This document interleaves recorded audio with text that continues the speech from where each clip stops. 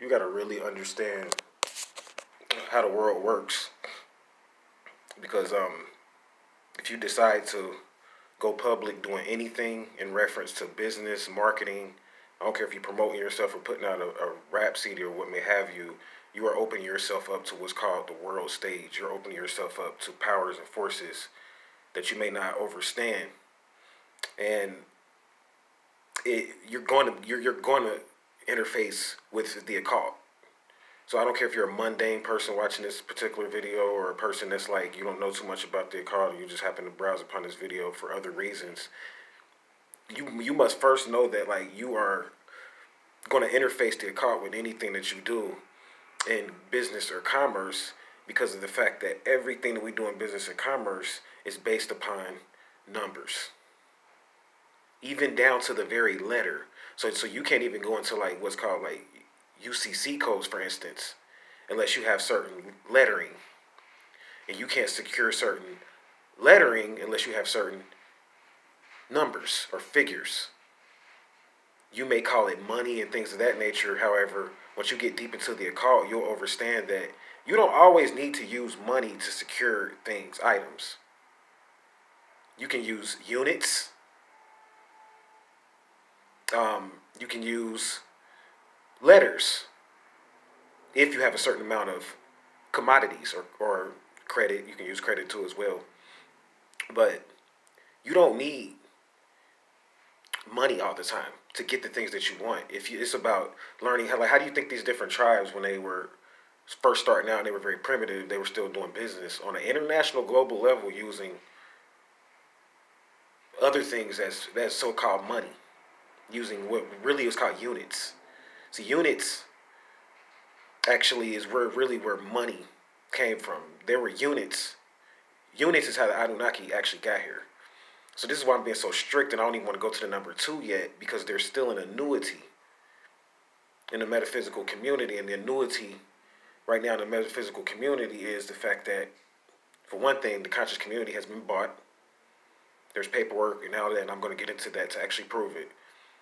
And the reason why the conscious community has been bought is because of the fact that the occult realm outperformed the conscious community and went and took and bought the conscious community. So when I say the occult world, so you have the conscious world, which is, the light aspect of consciousness, where everybody gets on there and talks about conspiracies, and, we trade our ideas and things of that nature about conspiracies. But then you have what's called the occult world.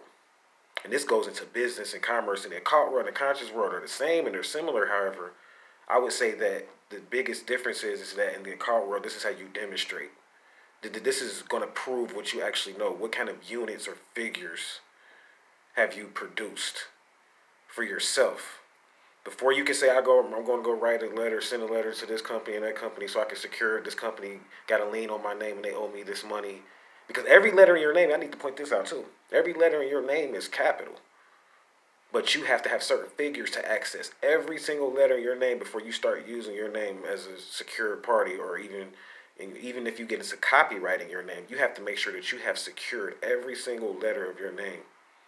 From banks, holding companies, different tribes could be putting liens on your name. The church may have a lien on your name for those people that have biblical names and things of that nature. This is why you guys have different problems using the name. Because a lot of people, they're like, I don't want to use my name when it comes to sovereignty and things of that nature. And this is when people and they want to operate, I guess, on an underground level when it comes to securing back their straw man, when that's not going to work for you.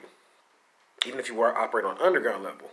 Because you don't realize that these feds and these people that you think are in the light, and they're doing what's right or legally right. See, you equate what's right and what's wrong. A lot of people, not you, but a lot of people out there equate what's right and what's wrong with the biblical aspect of it, the moral aspect of it. When in law, it has nothing to do with that, because the feds sell dope.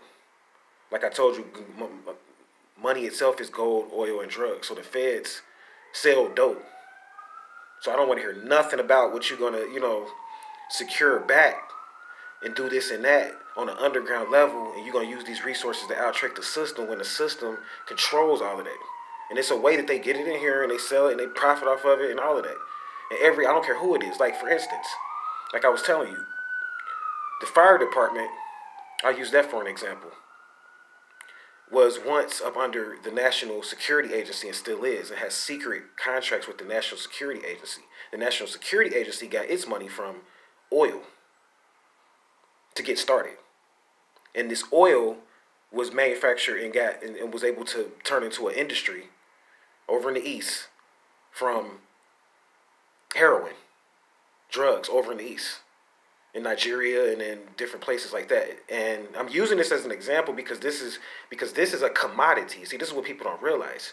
This is a commodity, and I'm pointing this out because if you want to get into any type of really understanding economics and business, see, they're not going to teach you this stuff in school. You're going to have to understand the occult realm and the dark realm and the underground realm and the occult realm. So don't let a person tell you that you're limited to how far you're going to go unless you go to school and things of that nature. Because I'm telling you this, and I'm telling you this clearly. Regardless to what street organization you are in, you best believe that all of these street organizations were set up by a black dot or a group of individuals, like a committee of 300 on the underground scene, and was set up in a certain time and were put in certain places to control certain resources and commodities and to make the illusion and to throw out the illusion of competition or the illusion of gang banging or whatever you want to call it. So what I'm saying here is that to really fully get into understanding sovereignty and things of that nature, unfortunately, it's not really for, I guess you could say, the religious moral or the person that believes that, you know, if they do X, Y, and Z, they're going to be cursed to go to hell or things of that nature. It is for the sound mind or the person that is going to go back and look into history and begin to use this history to save oneself. Because you're not just looking into it to go out here and start a riot. You're looking into this so that you can free. You are a slave. We are all slaves. Not just you. We are all of us on different levels. And the goal, the reason why you incarnated here is to free yourself from the slavery. So we're still stuck in the annuity. See, the annuity is slavery, really. Believe it or not. We never came out of that, honestly. So, like, the whole, I guess our whole culture right now and everything that we're experiencing is a mixture of the slavery and the ignorance that we have experienced from not being able to rightfully think of a way on an independent level to free ourselves from these shackles and from these chains independently and sovereignly. So, not to be negative, there's a way out, but we'll go into more of that, you know, as time permits us.